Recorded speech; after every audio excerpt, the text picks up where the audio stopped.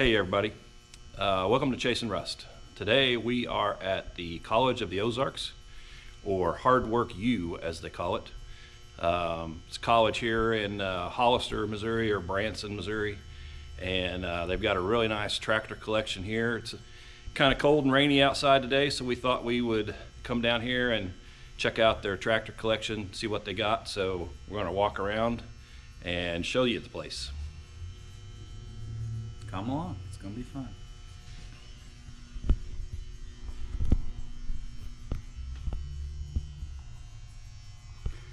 So they got all different brands of tractors here, obviously. We'll start here with the John Deere. It's got a really nice John Deere GP. Came with the optional yellow flywheel and yellow steering wheel. But it's been restored really nicely.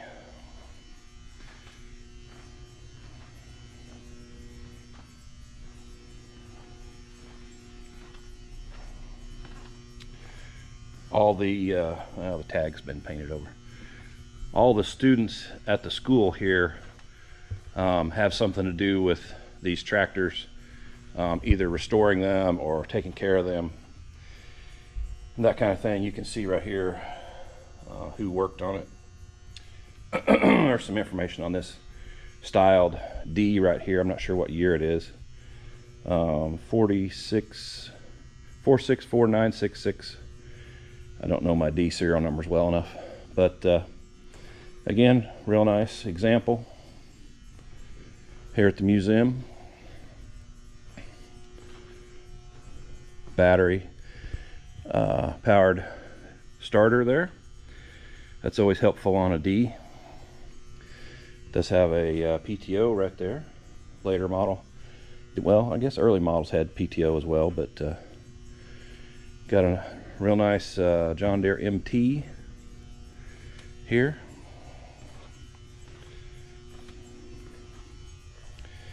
And then we'll slide over here to this John Deere B. This is a 37 or later because it has a long frame. And how you know it has a long frame? Well, first indicator is this tube right here is very much longer on the long frame. If this was a short frame tractor, this tube, this down tube would be right here. And then you can tell there's a longer frame here.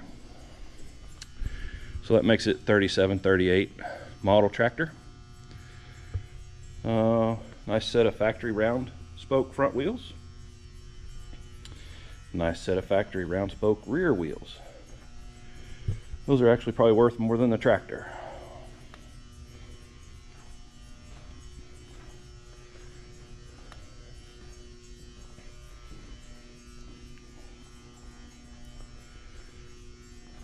Little pedal tractor there. Here we've got a another John Deere D. This is serial number unknown, it says. It does have a spoke flywheel on it, so it must be fairly early, maybe, who knows. It's painted the wrong color. Both the green and the yellow are the wrong color, but you know, you can't hold that against them, right? It is a fairly early tractor because it had, well, they could have added that plate, but the top plate has the Waterloo gasoline engine works on there, and it's cast iron. The later ones were a piece of tin. Also, another dead giveaway to an early tractor, these bolt heads are much thicker. You'll see those are very much thicker. In later years they learned they didn't have to make them so thick. This tractor also has the slotted steering wheel, which was correct for an early tractor.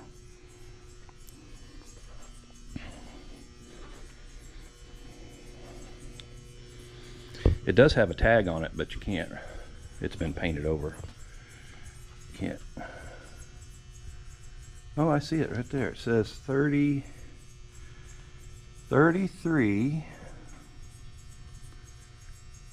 I'll have to come back and investigate that later. 33 something. So that would make it probably a 25 model. Somewhere in the 25 model range.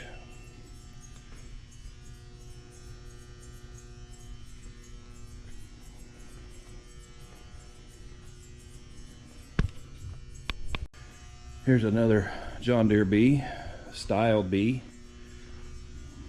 And this is a 47, 48 up to what, 52 or 3 model. Reason we know that, has the pressed frame. They call this a pressed steel frame. The early ones were cast iron. That's a steel frame that's been pressed. And these were very, very bad about cracking. There's a crack right there. It says 1950 on it right there. Just got to look at them sometimes, I guess, right? We'll walk around it.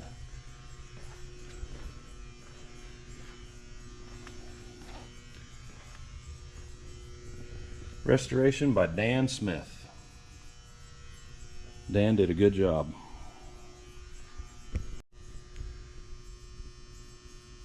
Right here, arguably the best tractor ever produced in the history of the world. The John Deere 4020. These things were light years ahead of the competition when they were introduced. And they still work today. If you got on this tractor and took it to the field, it would probably outwork some of the modern tractors that we have today. It's got dual outlets on it. Dual outlets here, it's here and here.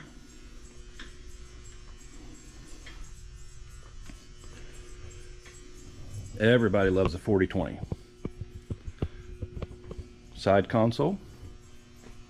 This is the side console right here. It's a workhorse of a tractor.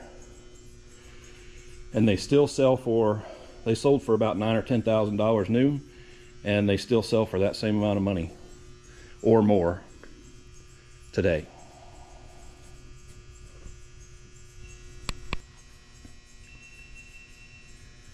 Right here we've got a cross motor case. The reason they call it a cross motor case is because the engine is setting sideways in there. So they were called cross motor case. This is how you started it right here.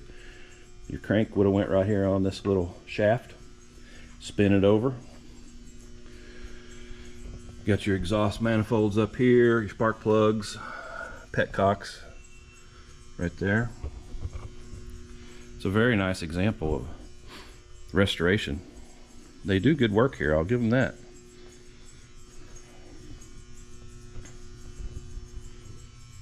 This is the operator's platform. Toolbox.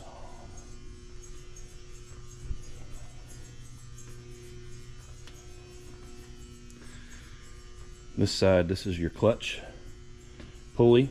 So if you had a belt, you wanted to belt up to a thrashing machine or something like that, you could, that's where you would do it.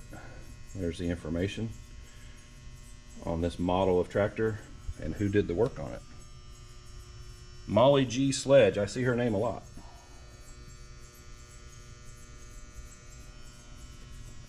Very nice tractor.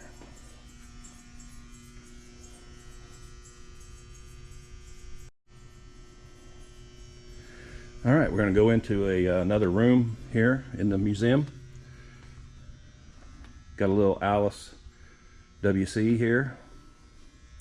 It's been restored. There's the information.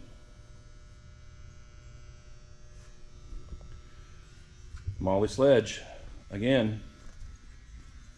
Molly's working it here at the school, at the Hard Work U. Very nice example. Got a little Cub Cadet lawnmower with all the attachments. See, we got a blade here, front blade.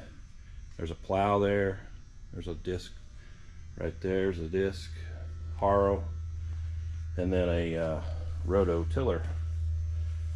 All the implements that would have went with that Cub Cadet. Now we're getting into the big boys here. This is an oil pull, or made by the Advanced Rumley company, LaPorte, Indiana.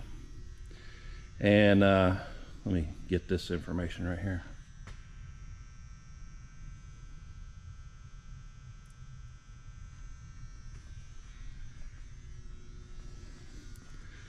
I'm not sure what model this is, but it's a big fella. Big flywheel there. So how you would start these, and I don't see it, but it should have a, there's these notches right here. And again down here. And there was a bar. You would put that bar in here. You'd pull that bar down, pull the flywheel over to get it started. These actually ran on kerosene, but the reason they call them an oil pull, this is the radiator right here, and the radiator is filled with oil. So they were cooled by oil, not water.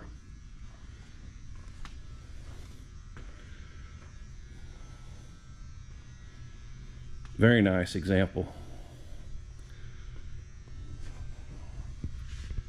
There's your numbers. Anybody wants to know.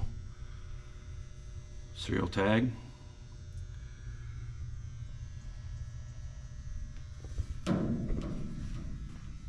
We have a couple of these at our show out in Halltown, Missouri. Ozarks Steam Engine Association, always 10 days after Labor Day. You can see a couple of these in action if you want to. Explain a little bit here. This is your transmission gear shifter right here, brake right there. This is actually the valves in the engine block. You can see the spark plug up there on either side, and that big round thing right there is the carburetor, and there's an oiler up there. There's all kinds of stuff. So very simple machine, but very efficient for the time. All right, now we got a Ford 8N. Ford made about 1 billion of these things. There's some attachments for it right there. Pulley attachment and a PTO attachment. Like I said, Ford made about 1 billion of these things. You see them everywhere still today. A little 4-cylinder inline engine on there, and very popular. They were cheap and easy to operate. A little bit dangerous because the way the rear end is set up, they tended to tip up and could flip over on you. So this is a McCormick Reaper, if you will. This is how they first started cutting wheat and oats and those types of crops. It's pulled by horses. The blue part is the sickle bar that cuts it, and these wooden paddles would spin around in a circle, and it would pull the cut wheat or oats over into a windrow type scenario, and then it could be processed from there. This is a very old unit right there. You don't see very many of those around. Pretty cool. Got some cream separators here. So when you milked your cows, you would put your milk in this top container. You would crank this handle, and it would spin, and then it would come into here and then down to here and out into different buckets and separate the cream out. I never had to do that. That's a McCormick. A lot of them were McCormicks. This is a more modern. This would hang underneath the cow and had hoses that ran to the udders. This is a sheep shearer. Cut the wool right here. I have no idea what that is. Some kind of press brake thing or something. Real nice old, probably 53 model Chevy. 6100, so I guess that's probably like 1.5 tons or something.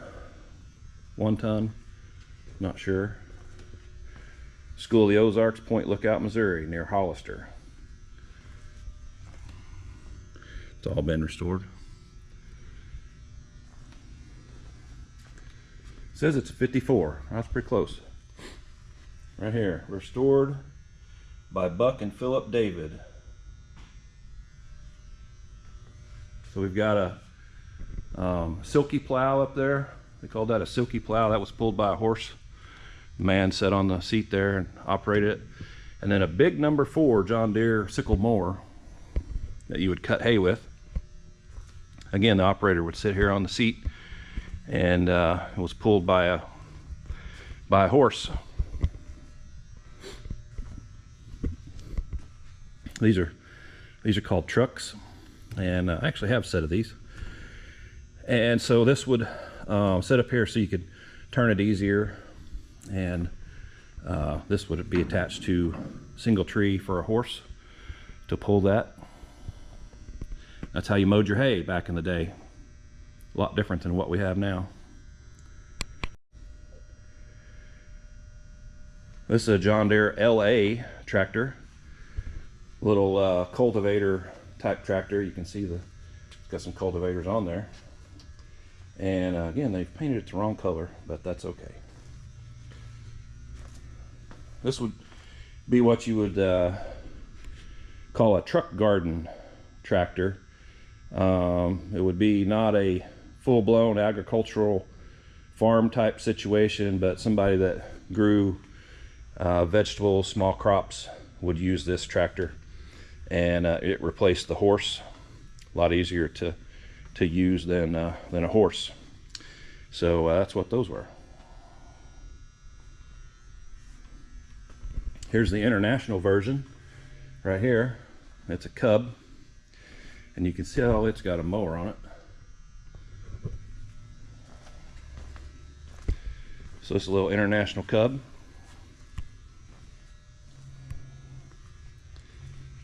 Same basic concept as the John Deere there, just for small situations, that kind of thing.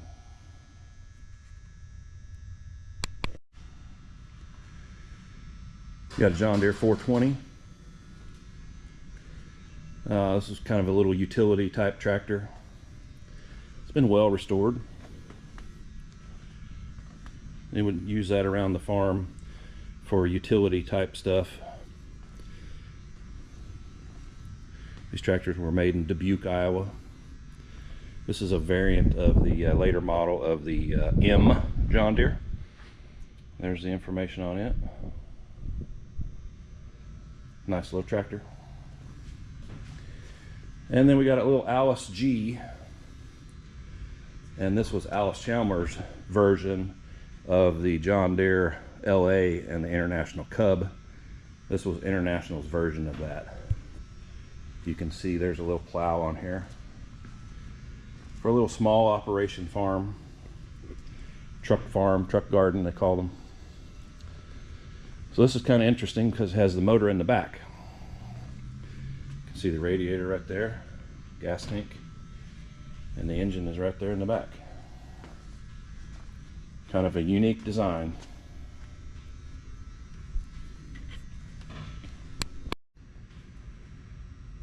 And last but not least, we got a Ford 2N here in this room, and $1,100 original price, 3,070 pounds. So this 2N would have been the predecessor to that 8N over there. So a little smaller tractor, a little older. You can see it's got steel wheels.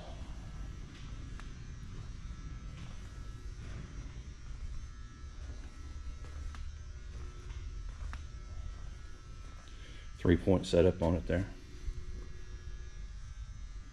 Three-point was actually invented by Harry Ferguson, and Ferguson and Ford kind of had an agreement, and so those are the first tractors that actually had the three-point setup.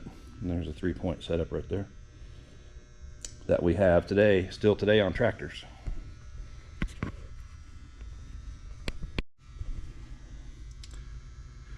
Saw this hanging on the wall. I thought that was kind of interesting. You know, back in the day, farmers didn't have a lot of money, and so they had to do with what they had. And so look at all the nails on this hoe. There's probably 10 or 15, 20 nails in there, and that little hoe is worn out. Somebody got the good out of that. It's always interesting to see those farmer fixes, you call it. But you know, they didn't have money to go buy a new one, probably during the Depression or earlier than that, and so they just fixed it. Alright, so now we're looking at a Hart Parr 1224. There's the brass carburetor right there. There's the engine. You can see the engine sets backwards on this tractor. Flywheel's right there in the middle. Cylinders facing backwards. This is your gear shift selector right here. Hart Parr was the first tractor company that started calling them tractors. That's where the word tractor came from, was from the Hart Parr company, which later became Oliver, which later became White, and then they got bought out by I don't know who. Rapid fire succession of change in names. But Charles City, Iowa, right there. We used to actually have a one of these Hart Parr 1224s. It was not obviously restored and not in good condition. Sold it to a collector several years ago. This is what it looked like before. Restoration by Joe Robbins. Joe did good work. Here's your crank right here, handle. I won't get it out of there, but that's the crank, and then it goes in this little socket right here. Goes in this little socket.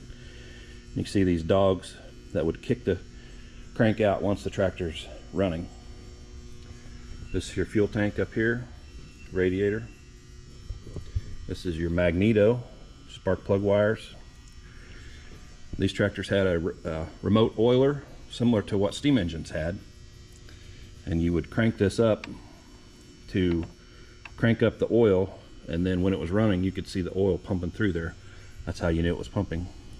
These right here, little petcocks, you open those to relieve pressure so that you could crank the tractor over.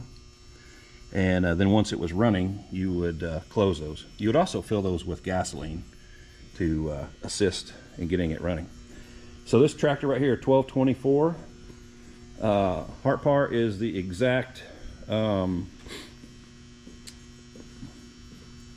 would say carbon copy, but the exact tractor, same as a Waterloo Boy in the John Deere variety. Same size, they were competitors in the marketplace, and this was Hart Parr's version. And so obviously the Waterloo Boy tended to win out, and went on to become famous with John Deere, and all these John Deeres over here are a derivative of the Waterloo Boy. And of course John Deere's still with us today. Right here we got a Wallis tractor. Wallis was bought by the Massey Harris company. This was restored by Buck David. Nice little tractor. 2030 they called it. Big wide front wheels. How wide that is. Here's your pulley right here. Somebody's added this belt material to that. That would not have been on their original.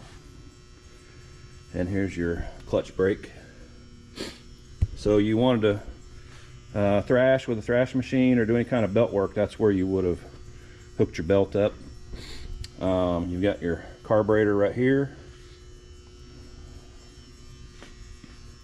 This is all engine block. Part of the frame is looks like it's part of the engine. Massive piece of machinery there. Big old lugs on it. This is the operator's station. Looks like this would have been your gear selector. This is probably your clutch, throttle, and your cup holders. It had 2 cup holders for, how about that for back in the day? Actually, those weren't cup holders, those were for oil cans. Men were tough back then. They didn't have cup holders. They didn't have GPS, and they didn't have cabs.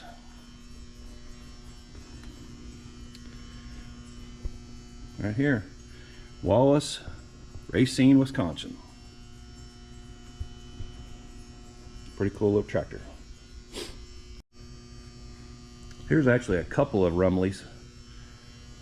That's a smaller oil pull over there. We'll get to that in just a second. This is a Rumley 6A. So this is a gas tractor. Everybody was trying to make things different back in this time period, and so they were trying things out constantly, and a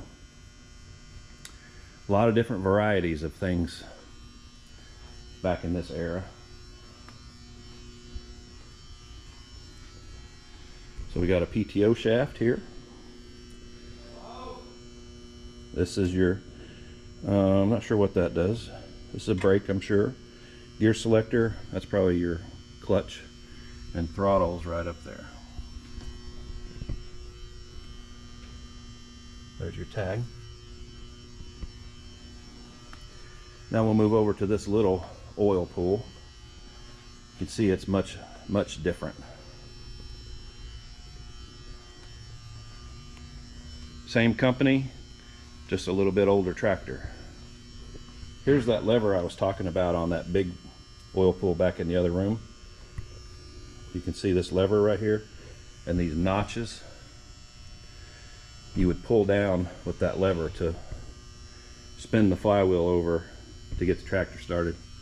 Here's actually, I don't know if you can see it, there's some timing marks right here. Kind of cool. Again, you got a magneto, an oiler,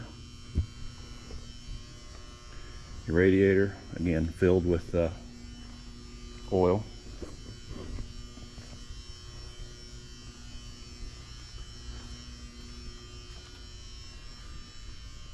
Pretty cool.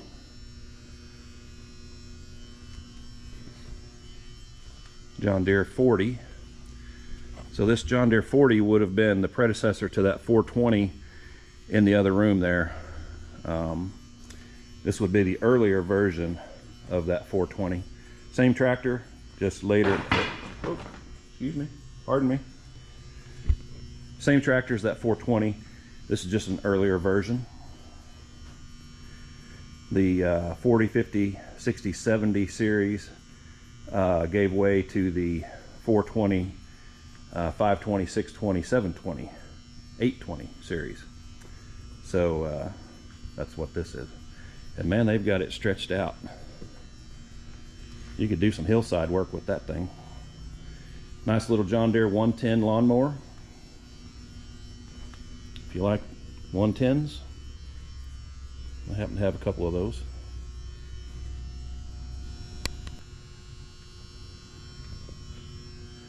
Going into the last room here. See what we got in here. We got a couple of Model A pickup and a Model T. Or maybe they're both Model A's, I guess. I don't know. I don't know my Fords. 29s.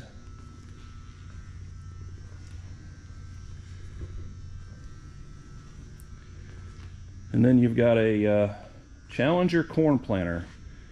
So this long beam is where the horses would have, you had two horses, one on each side of that beam. This is a 2-row planter, and that's wood. That's almost all wood. That's a very old machine right there. Very old. Pretty cool. This is a Case VAC tractor. Nice little example. Well restored. Back here you have a Dane corn cutter. So the way this worked, very interesting. So your horses would be attached to this part up here. The horses would be that way. And then you had two seats. One seat here, one seat there. And so two people would ride on this, and this edge right here was very sharp. and it would cut the corn. And that's how they, before corn binders, corn, you know, corn heads on combines, those types of things. Before all that came along, this is how they did it.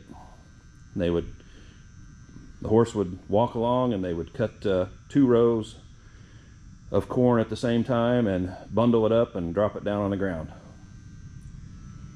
Pretty cool piece of equipment right there.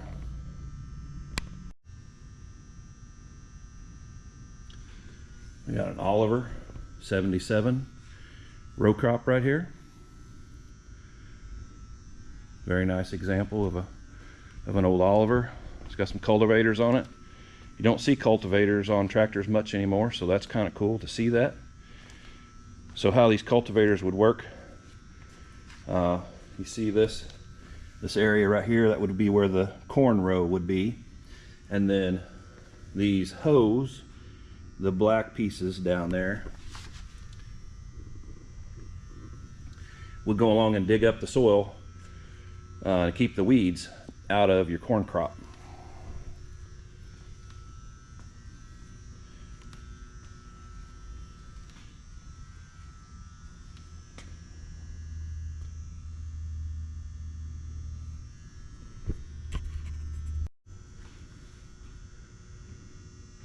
This is a orchard spray rig right here, kind of unique. This is a wooden tank.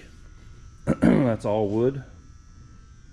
You put your water and your chemicals in there, and then you had this little Wisconsin air-cooled engine that would run a pump.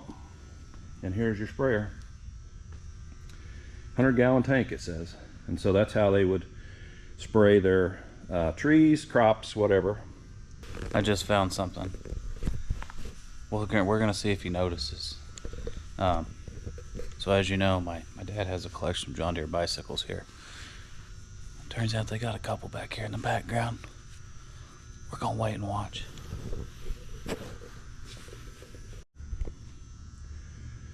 Josh might say this might be my favorite part of the museum. John Deere bicycles. I do have quite the collection of John Deere bicycles. This is a women's 3-speed, or a universal, I'm sorry, universal. Calls it a women's, but it's kind of a universal 3-speed bike, and then a men's 10-speed. And that's a 21-inch frame. They made a 23-inch frame, or 27-inch frame actually. So the black 10-speed and the white universal 3-speed. A couple of farmalls here. Again, cultivators on there. You want to cultivate your corn crop, your whatever row crop you had, you could cultivate it.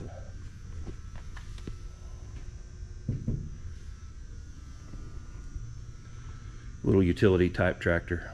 And then a C, farmall C. Nice example of that. Another John Deere B.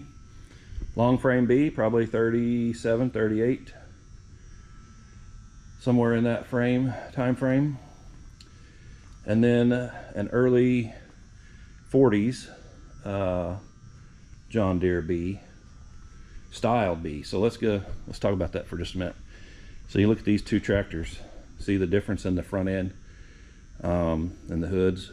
So John Deere called in a guy named Henry Dreyfus, and he came in and totally changed the design of the tractors, updated them, more modern, made them look more modern.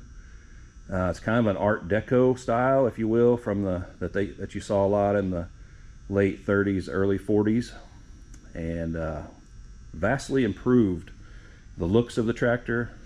He also worked on the later years. He worked on the seats and the steering, driver comfort. That was a big concern for John Deere, and so it's kind of the difference between these two tractors right here. They both have flywheels. They're not electric start. So basically the same tractor. It's just this one has the styling on it, and that one doesn't. You can see the open front pedestal there.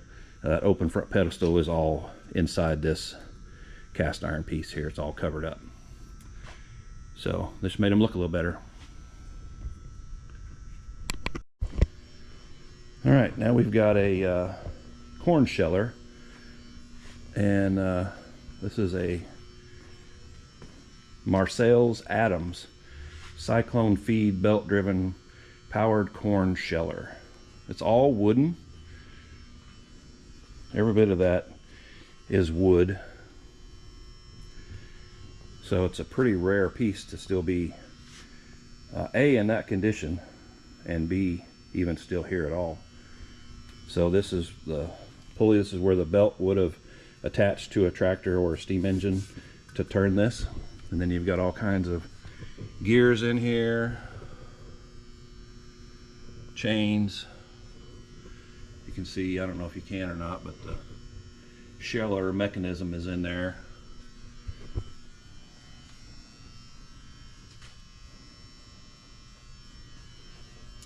Your corn would have came down this would lay down, and your corn would come up this. This is probably a leather, yeah, leather belt would come up, and it would go in here, and then it would be shelled up, and your corn cobs would go one direction, your shelled corn would go the other.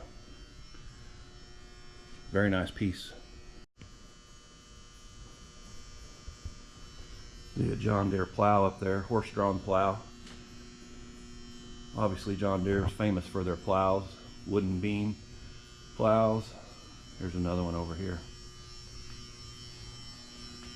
Wooden beam prairie breaking plow.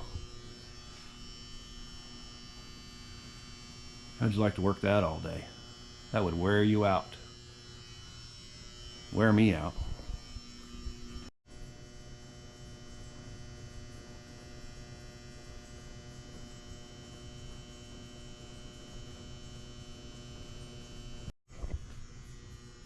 Some more plows.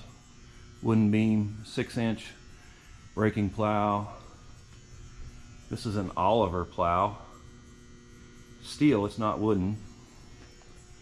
And here's another wooden beam plow. 7-inch breaking plow for gardening, it says.